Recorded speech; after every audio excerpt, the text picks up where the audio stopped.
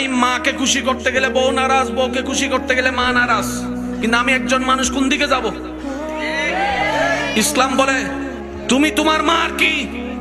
সন্তান। তুমি তোমার বউয়ের কি? স্বামী। শব্দগুলা খেয়াল করবেন। তুমি তোমার মার সন্তান, যার পায়ের নিচে তোমার বেহেশত। তুমি তোমার মায়ের পায়ের নিচে। তুমি তোমার বউয়ের কি? স্বামী। স্বামী মানে অভিভাবক। অভিভাবক কি নিচে না উপরে? মায়ের পায়ের নিচে তুমি, আর বউ তোমাকে মাথার উপর রেখেছে, কারণ তুমি বউয়ের অভিভাবক। তো উপরওয়ালা তো নিচের ওয়ালার মতো হয় না, নিচের ওয়ালা তো উপরওয়ালার মতো হয় না।